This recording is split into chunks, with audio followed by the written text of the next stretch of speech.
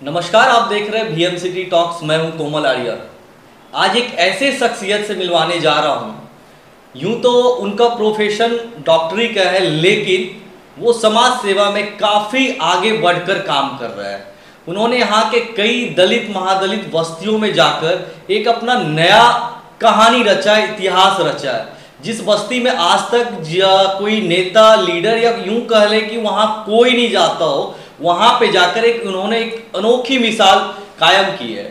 तो उस शख्सियत से मिलवाने से पहले उनका एक छोटा सा और इंट्रो देना चाहूँगा कि वो इन दिनों सोशल मीडिया पे काफ़ी पॉपुलर है।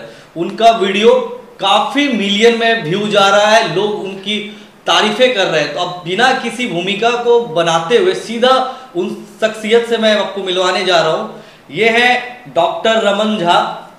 डॉक्टर साहब, आपका स्वागत है VMCT टॉक्स पे। इन दिनों आपका वीडियो जो है काफ़ी मिलियन में जा रहा है। आप जो वीडियो बना रहे हैं उसका कंटेंट क्या है जो लोगों को इतना अच्छा लग रहा है?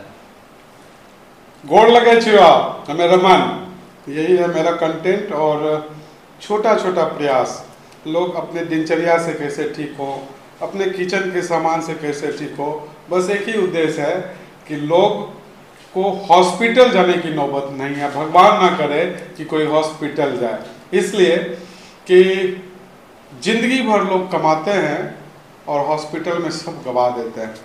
जब भैया का इलाज हो रहा था तो 300 का सुई 15,000 में मुझे, जबकि मेरे पिताजी डॉक्टर, मेरे भैया डॉक्टर, मैं खुद डॉक्टर, मुझे खरीदना पड़ रहा था, जबकि वो सुई मेरे पास था, वो अलाउ नहीं किया।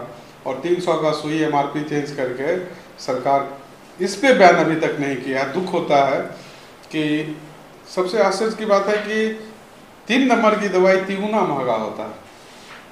और आप सोच सकते हैं कि 300 की दवाई 15,000 में खरीदना पड़ता था। तो मैंने डिसाइड किया था कि मैं फिजिकली हर जगह नहीं पहुंच सकता हूं, तो डिजिटली हेल्थ टिप्स दे के लोगों को ठीक करें। और छोटा छोटा टिप्स दे के अब मुझे लगता है कि वर्ल्ड वाइड जुड़ने का मौका मिला। ये VMCT टॉक्स परिवार का सपोर्ट है कि हम एक छोटे छोटे प्रयास से समाज में स्वास्थ्य के क्षेत्र में छोटे छोटे टिप्स अपनी भाषाओं में समाज को दे रहे हैं और बहुत सुकून मिलता है।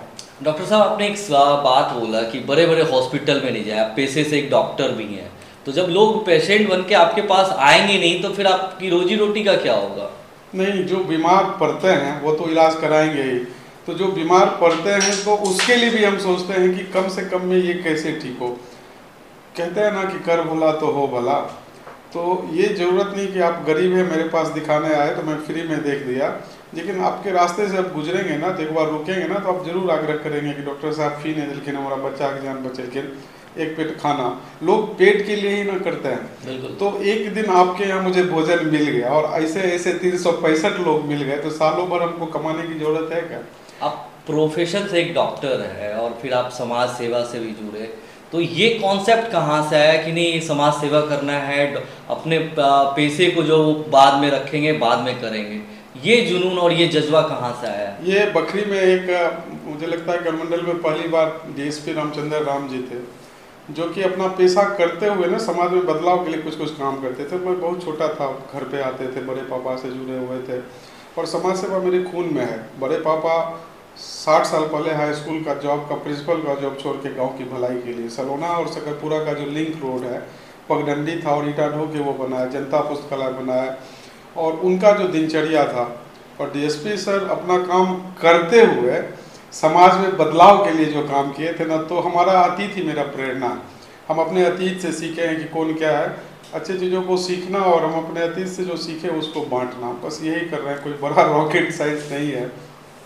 तो इसके लिए जो है आपने जो स्थानीय स्तर पे जो हमने देखा है कि आप दलित महादलित बस्ती में जहाँ पे नेता जनप्रतिनिधि इवेन यहाँ तक कि कह ले कि कोई आम आदमी जाने का सोच नहीं सकता, उस गांव में भी जा कर के एक अच्छा कर सकते परिवेश, शिक्षा के लेकर के, स्वास्थ्य को लेकर के किया है। उसमें किन दिक्कतों का सामना करना पड़ा है आपको और क्या परेशानियाँ रही हैं? सबसे पहले तो वहाँ जाने का प्रेरणा जो मुझे मिला ना, विकास आर्या है, बहुत 20 साल मुझे लगता है जूनियर होगा, और वो बोला कि भैया इसको कोई नहीं बदल सकता, इस मुसहर को।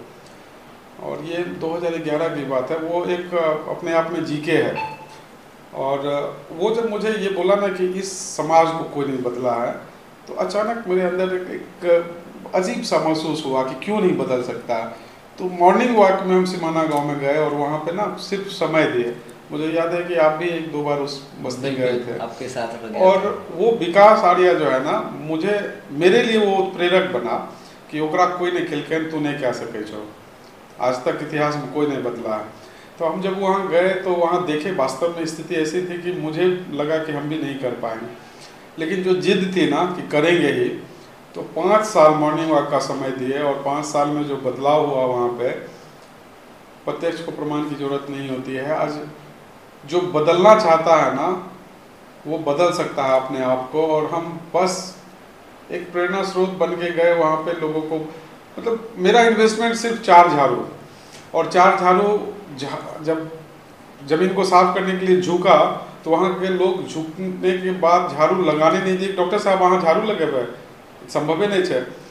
और मेरा कोई इन्वेस्टमेंट नहीं था, और जो बदला है वहाँ जो बदला हुआ है, आज 9 साल से वहाँ 3-3 लाख रुपया खर्च करके सरस्वती पूजा होता है। मनोज सदा ग्रेजुएशन किया, ग्रेजुएशन के बाद वहाँ एजुकेशन का हब बनाया, वहाँ पढ़ाई होता है। एक किराना दुकान खोला, शादी कर लिया, दोनों पैर से विकलांग है, 4 बच्चे हैं, 4 कट्ठा ज़मीन खरीद लिया। और उस गांव की जो हम कर सकते हैं, सबको बदलने का ठेका बिल्कुल नहीं लेना, जो बदल सकते हैं उस पर काम करना है, जिसके अंदर कुछ है। तो छोटा छोटा प्रयास किए, बस अपना समय और जो योग्यता था, योग्यता पाने की टेंडेंसी कभी ख़त्म नहीं करनी चाहिए, सीखने की टेंडेंसी। और बिना उम्मीद का जब आप कीजिएगा ना तो बड़ा सुकून मिलता है। आज तक कभी कोई उम्मीद नहीं किए थे, ना वोट बैंक की राजनीति करना है, ना जात पात, बस बदलाव और चरेवेती पे काम करते रहे और सफलता मिल रही है, अच्छा लगता है। आपने बताया 2012 से लेकर के अभी 2025 से लगभग एक दशक से अधिक का वक्त रहा। तो ये सब करते हुए कभी ये ख्याल नहीं आया कि भाई हम कहाँ आके फंस गए हैं, ये नहीं करके हम अपने पुराने प्रोफेशन में चले जाए। आपका क्लिनिक बहुत अच्छा चल रहा है, तो फिर इसके पीछे क्यों नहीं दिमाग लगा करके फिर से जो है इसी अलग में जलाने के लिए आप लगे रहे? हर दिन ना कुछ सीखने को मिलता था उन बच्चों के बीच में। मुझे याद है कि उजान बाबा में जब नदी सूख गया था तो जेसीबी से एक पोखरनुमा बनाए थे, दाह संस्कार होता है वहाँ पर। तो वहाँ पे कुछ बच्चे, मतलब अभाव में लोग अपने पैशन को कैसे जिंदा रखते हैं। हमारे बच्चे, आपके बच्चे मिकी माउस पे ऊपर चढ़ के फिर नीचे गिरते हैं। जो मिट्टी दिए थे, टीला बना था, बारिश हुई तो स्किप करने का वो फिसलन बन गया था, बच्चे पीछे से चढ़ के उससे जो स्किप करता, आज भी वो वीडियो है। उस दिन बहुत सुकून मिला कि इसको कैसे पता कि मिकी माउस मेरा ये है। तो हर दिन हर बच्चों से कुछ न कुछ सीखने को मिलता था। एक प्रेम था सिमाना में, वो ऐसे बात करने पे हकलाता था, मतलब आवाज़ फंसता था, लेकिन जब वो गाना गाता था ना तो सुर में गाता था। एक बच्चा दूसरे बच्चे को मार खिलाने के लिए दीवार पे पेंट करवाए थे सामुदायिक भवन में, वो पर्सनल कोई आदमी कैप्चर किए हुए था। तो भूसकार निकाल के वहाँ से साफ सुथरा करके जब पेंट हुआ तो एक बच्चा ईटा के टुकड़ा से दीवार पे फिनिशिंग के साथ सरस्वती जी का फोटो बनाया, 7-8 साल का बच्चा था।